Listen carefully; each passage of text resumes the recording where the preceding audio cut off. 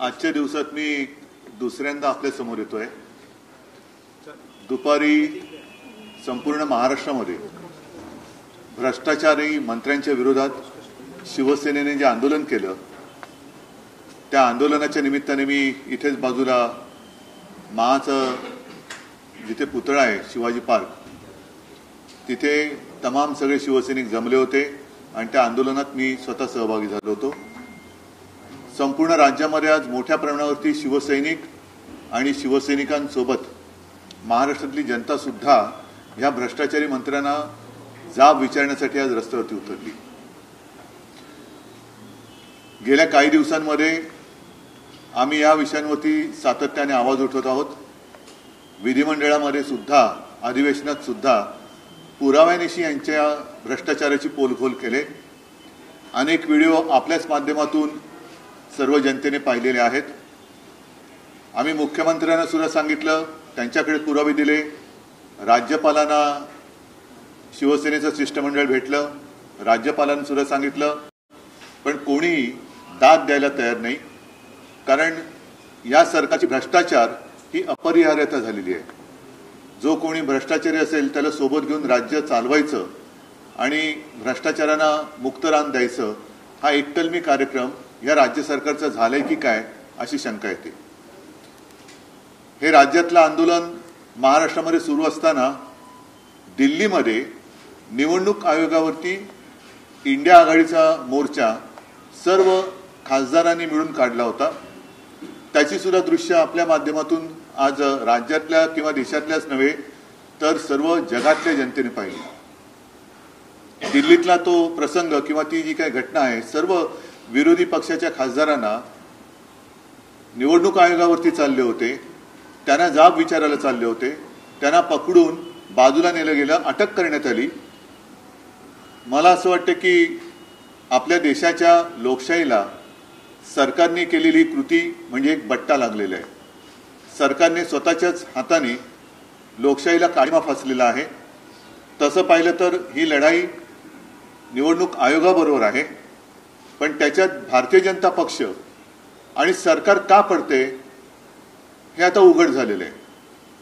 राहुल गांधींनी कसं मतदारांची चोरी झाली, मतांची चोरी झाली हे सप्रमाण सगळ्यांना दाखवून दिलं, उघड प्रेस कॉन्फरन्स घेतली आणि एकदा त्यांनी विरोधी पक्षनेता म्हणून शपथपूर्वक सगळ्या गोष्टी केल्यानंतरही निवडणूक आयोग त्यांनाच सांगते तुम्ही ॲफिडेव्हिट द्या।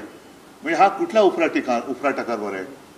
आता सुद्धा बिहारमध्ये लाखो मतदारांची नावं जी काय वगळली त्याला काय त्यांनी म्हटलं SIR, आणि सुप्रीम कोर्टाला निवडणूक आयोग सांगते की ही वगळलेली नावं तुम्हाला द्यायला आम्ही बंधनकारक नाही। मला एक प्रश्न विचारायचा आहे की सर्वोच्च न्यायालयापेक्षा निवडणूक आयोग किंवा आयुक्त हे मोठे आहेत की काय? म्हणजे सर्वोच्च न्यायालयापेक्षा आपण असं मानतो आणि आहेत घटनेमध्ये की राष्ट्रपतींचे अधिकार हे सर्वोच्च असतात आहेत। आता राष्ट्रपतींच्याही वरती उद्या राष्ट्रपतींनाही काही सांगतील तर निवडणूक आयुक्त हे राष्ट्रपतींच्या बरोबरीचे अधिकार दिलेले किंवा राष्ट्रपतींच्याही वरती आणि सर्वोच्च न्यायालयाच्या वरती अधिकार असलेले पद आहे का? कारण असं जर म्हणणं त्यांचं असेल की आम्ही तुम्हाला बांधील नाही तर मला असं वाटतं की आता एक तर सर्वोच्च न्यायालयाचा अपमान आहे। आता त्याच्यावरती सर्वोच्च न्यायालय काय निर्णय घेते हे आम्हाला बघायचं आहे, सगळ्या जनतेला कुतूहल आहे। लोकशाहीची लढाई ही तुम्ही चेपून टाकता आहात आणि परत एकदा सांगतो, संपूर्ण जगाने आज पाहिलं की हिंदुस्थानमध्ये जिथे जगातली सगळ्यात मोठी लोकशाही आपण मानतो त्या लोकशाहीचा बळी किंवा लोकशाहीची हत्या ही दिवसाढवळ्या होते। विरोधी पक्ष, विरोधी म्हणजे देशद्रोही नाही, विरोधी म्हणजे हे जे काही सत्ताधारी आहेत, तसं पाहिलं तर आत्ताची परिस्थिती जागतिक परिस्थिती पाहिली तर एका बाजूने अमेरिका जी काही धमक्या देते, ट्रम्प ज्या काही धमक्या देते, अशा वेळेला हे देशावरचं संकट आहे असं आम्ही मानतो। आणि जसं पेहलगामवरच्या हल्ल्यानंतर आम्ही सगळे विरोधी पक्ष हे एकदिलाने एकजुटीने देशासाठी पंतप्रधानांच्या सोबत उभे राहिलो, तसं पंतप्रधानांनी देशातील सर्व पक्षांना एकत्र बोलून विश्वासात घेऊन देशासाठी आपण काय करू शकतो हे विचारण्याची आवश्यकता होती, नव्हे तशी आमची अपेक्षा होती। पण तसं न करता अमेरिका वगैरे नंतर, देशाचं संकट नंतर बघू, पण आधी भाजपावरचं संकट आणि झालेली मतांची चोरी जी पकडली गेले ती कशी लपवता येईल ह्याचा हा आटापिटा चाललेला आहे, हे उघड उघड दिसते. म्हणून एकूणच मी सर्व जनतेला आवाहन करतो आहे की जे काय चाललंय हे तुम्हाला पटतंय का? कारण भ्रष्टाचारांबद्दल आम्ही जो काय आवाज उठवलाय, रान आता पेटवायचा आहे. महाराष्ट्रामध्ये तर मी सांगितलंच आहे की प्रत्येक ठिकाणी जिथे जिथे आपण सगळे जाल तिथे या भ्रष्ट मंत्र्यांबद्दल चर्चा करा, लोकांना समजून सांगा. आणि त्याचबरोबरीने ही मतांची चोरी ही लोकसभेला आपण फटका खाल्ला. आता बिहारमध्ये म्हणजे मी जे तुम्हाला सांगत होतो की आता मतदारांनाच ते सांगते की तुमची ओळख पटवून द्या, तुमची ओळख पटवून द्या. मग तुम्ही काय ओळख पटवून देण्यासाठी नक्की प्रमाणपत्र काय देणार आहात? कारण आधार कार्ड सुद्धा आता प्रमाणपत्र म्हणून धरलं जाते ना, अजून त्याच्याबद्दल सुद्धा द्विधा आहे. नेमकं काय दाखवायचं? कारण अनेक जणांना जे ग्रामीण भागातले आहेत आणि काही जे शहरी भागात सुद्धा आहे त्यांच्याकडे जन्माचा दाखला हा आहेच असं नाही. मग हे शेवटी जे काय चाललेलं आहे, म्हणजे तुम्हाला जे काय वाटतं की ही मतं आपल्या विरोधात आहेत त्यांची सरळ छाटणी करायची आणि जसं राहुल गांधींनी दाखवून दिलं तसं मतांची चोरी करून आपली मतं वाढवायची, हा संपूर्ण जो काही चाललेला आहे हा खेळखंडोबा आणि हा दरोडा आहे लोकशाहीवरचा. सगळ्यांनी मिळून त्याचा विरोध केला पाहिजे. त्याचबरोबर येणाऱ्या बिहारच्या निवडणुका आहेत, त्याचबरोबर स्थानिक स्वराज्य संस्थांच्या निवडणुका महाराष्ट्रात येऊ घातलेल्या आहेत, तर यामध्ये पारदर्शकता वाटेल असं? आता स्थानिक स्वराज्य संस्थांच्या निवडणुकीमध्ये त्यांनी व्हीव्हीपॅट पण काढलं. म्हणजे आम्ही जी मागणी आमची होती, एक तर बॅलेट पेपरवरती निवडणुका घ्या, व्हीव्हीपॅटवरती तुम्ही व्हीव्हीपॅट ठेवल्यानंतर त्या रिसिप्टची मोजणी करा. ती मोजणी कधीच झालेली नाहीये. एक काही थोडंसं एक त्याला काय म्हणतात सिम्बॉलिक अशी मोजणी होते. आता ते व्हीव्हीपॅट पण काढून टाकतात. म्हणजे आमचा व्हीव्हीपॅटवरती सुद्धा संशय होता, ती रिसिप्ट पडते की नाही, ती दिसते ती तशी खाली पडते की नाही. म्हणजे एक एक एक एक एक निर्णय हे निवडणूक आयोग स्वतःच्या मर्जीनुसार घेत चाललेले आहेत. म्हणून मी विचारलं की निवडणूक आयोग राष्ट्रपतींपेक्षा मोठे झालेत का निवडणूक आयुक्त? तुम्ही जे आंदोलन आज केलं त्याच्यावरती मुख्यमंत्र्यांनी असं म्हटलेलं आहे की आम्ही लोकांच्या प्रेमाची चोरी करतोय, परंतु उद्धव ठाकरे जाऊ द्या, त्यांच्याकडे आज तोंड दाखवायला जागा नाही. त्यांनी दुसऱ्यांच्या पापांवरती पांघरून घालण्याचं एकच काम त्यांच्यावरती त्यांच्या श्रेष्ठीने सोपवलंय. मी त्याच्याबद्दल काही बोलू इच्छित नाही. एक तर दिल्लीमध्ये जो काही आज तमाशा जो केंद्र सरकारने केला तो अत्यंत लांछनास्पद आहे. त्यांनी विरोधी पक्षांना, मला असं कळलं की खासदारांना सांगण्यात आलं की तुम्हाला निवडणूक आयोगांकडे नेतो, गाडीत बसून त्यांना पोलीस स्टेशनला नेलं. आता ही माहिती किंवा ही बातमी खरी असेल तर हे उघड उघड दरोड्याचंच काम झालं.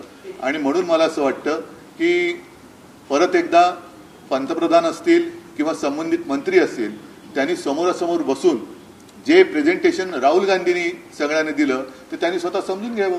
ज्या पद्धतीने दिल्लीत मोर्चा झाला, यापूर्वी देखील आपण देखील असतील अतिथी असतील मतदानाच्या गोळ्यासंदर्भात वारंवार वोट दाखवलेला आहे. दिल्लीत मोर्चा झाला तर महाराष्ट्रातही हा मुद्दा लावून जाणार आहात किंवा काय या दृष्टीने?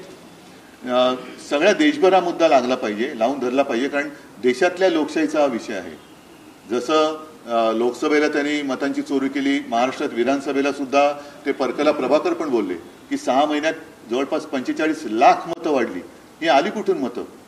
त्याच्यामुळे मी तर सगळ्यांना सांगतोय की आपलं नाव पहिलं तपासून घ्या मतदार यादीत आणि आपल्या पत्त्यावरती आणखीन काही मतदार घुसवलेत का हे सुद्धा तपासा, असं मी नागरिकांना आवाहन करतोय. एकीकडे निवडणूक आयोगावर प्रश्नचिन्ह उपस्थित तुम्ही करता, त्यासोबतच शरद पवारांचं एक मोठं वक्तव्य होतं की 160 एकंदरीत उमेदवार आम्ही निवडून देऊ.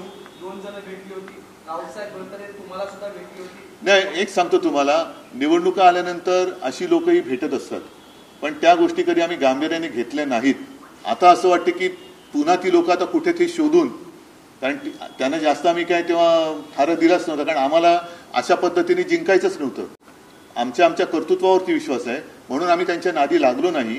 आणि आता खरंच ते जे काय भेटून गेले ते पुन्हा कुठे सापडतायत आणि सापडले तर त्यांच्याकडनं या गोष्टी आम्हाला ऐकण्यामध्ये आता रस आहे. तुम्हाला पण भेटली? नाही, मला ह्याच निवडणुकीत नाही, यापूर्वी सुद्धा अगदी जेव्हा आमची भारतीय जनता पक्षाबरोबर युती होती तेव्हा भाजपाचेच एक नेते ईव्हीएम कसं हॅक केलं जातं हे त्याचं त्यांनी इकडे आम्हाला प्रात्यक्षिक दिलं होतं. नाही, आता ते नेते नाही आहेत, आता नुसतेच आहेत. ठीक आहे. आंदोलन ज्या पद्धतीने इंडिया आघाडीचं तिकडे झालं त्यानंतर राहुल साहेबांची किंवा इतर नेत्यांची काही तुमचं बोलणं झालं का त्यात? काय आंदोलनानंतर हो, आता संजय राऊतांशी मी बोललो. आता पुन्हा ह्यांना तिकडे पोलीस स्टेशनला नेलं असताना मला असं कळलं की संसदेत घाई गडबडीने 2 बिलं काहीतरी त्यांनी मंजूर करून घेतली. आता त्याच्यावरनं परत तिकडे होईल. आता 4 वाजता परत म्हणजे आपली इथे प्रेस चालू असताना तिकडे संसद सुरू झाली असेल. सर, हिंदी में जानना चाहेंगे सर, आज जो है इलेक्शन कमीशन से मिलने के लिए राहुल गांधी प्रियंका गांधी गए थे, लेकिन उन्हें डिटेन कर लिया गया. इसे आप किस तरह से देखते हैं? आज 2 जगह पर जन आंदोलन हुए. एक तो महाराष्ट्र में भ्रष्टाचार के खिलाफ शिवसेना ने आंदोलन छेड़ा था और मुझे सारे लोगों को मैं धन्यवाद देना चाहता हूं, सारे शिवसैनिकों को भी मैं धन्यवाद देना चाहता हूं. बड़ी संख्या में महाराष्ट्र के हर जिले में शिवसैनिक आए थे और उनके साथ ही साथ मैंने देखा कि जनता भी आई थी. कई बार हमने भ्रष्टाचार के खिलाफ आवाज उठाया है. पिछले सत्र के दरमियान हमने सबूत के साथ इनके भ्रष्टाचार के जो भी नकाब थे वो हमने फाड़े हैं. इसके बावजूद हम राज्यपाल महोदय जी से भी मिले, उनको भी सारे सबूत दिए, लेकिन कोई दखल अंदाजी करने के लिए तैयार नहीं है और इसीलिए आज हम रास्ते पर उतरे. साथ ही साथ जब हमारा आंदोलन यहाँ चल रहा था, दिल्ली में इंडिया आघाड़ी के सारे सांसद चुनाव आयुक्त को मिलने जा रहे थे. उनके सामने जाकर हम आंदोलन करना चाहते थे. बीच रास्ते में उन्हें रोका गया और पुलिस स्टेशन में जाकर अरेस्ट कर दिया गया. ये तो मुझे ऐसे लगता है कि हमारा आंदोलन इलेक्शन कमिश्नर के खिलाफ है. इस बीच में सरकार और भाजपा क्यों आ रही है हमें पता नहीं. इसका अर्थ साफ है कि जो उन्होंने चोरी की है उसको छुपाना चाहते हैं. जो चोर है उनको वो रक्षण उनका करना चाहते हैं.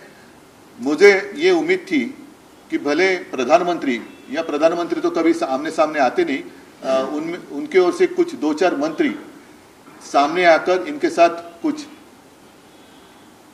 विचार विमर्श उन्होंने किया होता तो और चर्चा की होती तो रास्ता निकल आता था.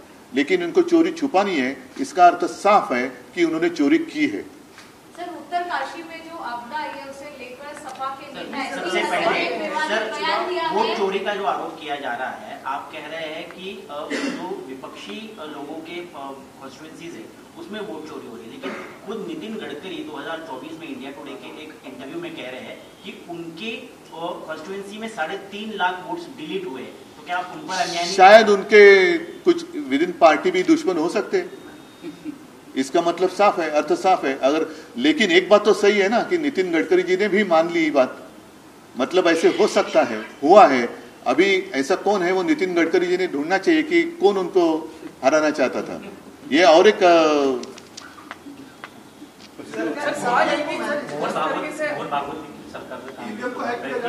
मोहन भागवत देखील सरकारचं काम होतं म्हणतात की शिक्षण आणि आरोग्य हे आता व्यापारीकरण झालेलं आहे. सर्वसामान्य लोकांच्या आता शिक्षण आणि परवडत नाही. भागवत साहेब किती कान आणि किती वेळा टोचणार, पण त्या कान टोचण्याचा काही परिणाम होतोय का? कान टोचण्याचा काहीतरी परिणाम झाला पाहिजे ना. मुळामध्ये शिक्षण आणि आरोग्य हे फार महत्वाचं आहे. शिक्षणावरती जिथे प्रश्न उपस्थित केला जातोय अशांचे कान टोचून काय मिळणार आहे? इलेक्शन को लेकर उन्होंने जो कहा कि 160 ऐसी कॉन्स्टिट्यूएंसी है जिसको प्रभावित किया जा सकता है, बड़ा नंबर है. अगर कोई 2 लोग आके इस तरीके से कहते हैं, एक बड़ी बात उन्होंने किसने? शरद पवार जी ने जो बात कही थी कि अभी आप लोगों से भी बातचीत हुई इस तरीके से इन्फ्लुएंस करने को लेकर? नहीं, ऐसे लोग तो जब भी चुनाव आते हैं तो मिलते रहते हैं. लेकिन हमें तो पहले एक मैं बात बताना चाहता हूँ, इस तरीके से हमें जितना मंजूर नहीं है और इसीलिए जो भी हमें मिले उनकी बात हमने गंभीरता से ली नहीं. लेकिन अब मुझे एक कुतूहल है कि वो लोग कहाँ गए. वो लोग हम ढूंढने की कोशिश करेंगे और अगर मिल जाए तो समझने की कोशिश करेंगे कि ये कैसा मामला है, क्या है. इसका अर्थ ये है कि अब चोरी तो हुई है और मेरी अपेक्षा यही थी, मैं दोहराता हूं बात, कि बीजेपी की ओर से नहीं लेकिन गवर्नमेंट की ओर से कोई मंत्री या कोई रिटायर्ड जज या कोई भी आकर आमने सामने बैठकर राहुल जी ने ये सारी बातें कही है तो उसमें कितनी सच्चाई है समझ लो ना। हम देशद्रोही तो नहीं है, पूरे दुनिया में अपने खिलाफ अभी अमेरिका है, बाकी सारे लोग हैं, देश है। तो अब ऐसी स्थिति में विपक्ष को साथ लेकर देश का हित अगर प्रधानमंत्री सोचते तो उनके ऊपर ये बात ऐसी नहीं आती। निष्पक्ष जांच की मांग कर रहे हैं, जैसे जेपीसी से जांच हुई थी या जेपीसी जिस तरह से इंटरफेयर करती है मैटर्स में, क्या आप कोई नहीं, अभी जैसे मैंने कहा कि कभी ऐसे कहा जाता है, इलेक्शन कमीशन ने कहा राहुल जी को कि आप एफिडेविट दे दो, बराबर है, आप कोर्ट में जाओ। कोर्ट में जाए तो आप क्या करेंगे? अभी जो फिलहाल कल या परसों उन्होंने कहा कि जितने डिलीटेड नाम है देने की हमें कोई बंधन नहीं है। तो क्या इलेक्शन कमिश्नर राष्ट्रपति या सुप्रीम कोर्ट से भी ऊपर चले गए? क्या इतना अधिकार उनको दिया है? क्या ये सुप्रीम कोर्ट का अवमान नहीं है? क्या करेंगे हम? सुप्रीम कोर्ट में जाए भी, अगर इलेक्शन कमिश्नर कहे कि हमें कोई बंधन नहीं है तो करेंगे क्या हम सुप्रीम कोर्ट में जाकर? सर आपने बीच में भी जो बात की मराठी में, खास इसलिए मैं कनेक्ट कर रहा हूँ, इस समय में बीजेपी के लोग आप बता रहे थे क्या कि आपको प्रेजेंटेशन कर गए थे, तो क्या ये तरीका हमेशा से बीजेपी का, जिस तरह से हम चोरी की बात करें हमेशा नहीं? देखो अभी एक बात तो ये तो बात स्पष्ट है, लोकसभा के दरमियान लोकसभा का जो चुनाव परिणाम आया महाराष्ट्र के लिए, उसके बिल्कुल विरोधी विधानसभा में आया। बीच में सिर्फ 5 या 6 महीने गए थे। परकला प्रभाकर जी ने खुद कहा था, हमने तो उनको नहीं कहा था, कि इस 6 महीने में लगभग 45,000 वोट बढ़ गए। कहाँ से आए वो लोग? कौन है ये लोग? और इसीलिए राहुल जी ने जो मुद्दे उठाए हैं वो गंभीरता से लेने की आवश्यकता है कि कुछ लोग जहाँ एक एड्रेस पर 30-30 वोटर रजिस्टर हुए हैं, कहीं पर 200 लोग हैं, फिर जो 70 साल की उम्र और उसके ऊपर के जो है फर्स्ट टाइम वोटर दिखाए गए हैं। तो ये सारी चीजें हैं, कौन देखेगा? महाराष्ट्र में खासकर आपको लगता है कि चूंकि चुनाव यहाँ पे भी स्थानीय निकाय के आने हैं, तो ऐसे में जरूरत होगी सारी वोटर लिस्ट को कहीं ना कहीं रीचेक करने की, जैसे कि राहुल गांधी कर रहे हैं यहाँ की भी? नहीं, हर एक मतदाता का अभी एक कर्तव्य बनता है कि अपना नाम मतदाता सूची में है या नहीं है, और क्या अपने एड्रेस पर कुछ घुसपैठी तो इन्होंने घुसाए नहीं है, तो ये भी देखने की आवश्यकता है। साथ ही साथ मैं मेरे पार्टी के कार्यकर्ता और महाविकास आघाड़ी के सारे कार्यकर्ताओं को कहता हूं कि आप मतदाताओं की सूची लेकर घर घर जाकर चेक करो।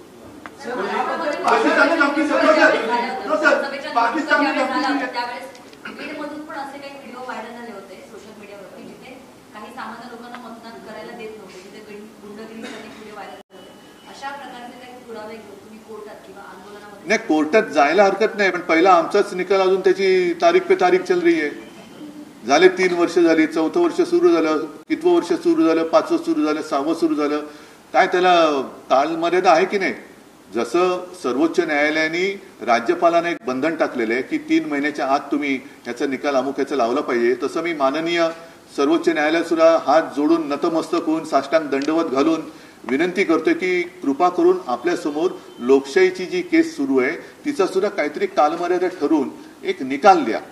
नाहीतर आता हे 4थे सरन्यायाधीश झाले, तर त्या किती सरन्यायाधीश झाले पाहिजेत, किती दिवसामध्ये तो निकाल लागला पाहिजे, असं पुन्हा साष्टांग दंडवत घालून त्यांची माफी मागून नतमस्तक होऊन त्यांच्यासमोर उठाबशा काढून मी त्यांना विनंती करतोय।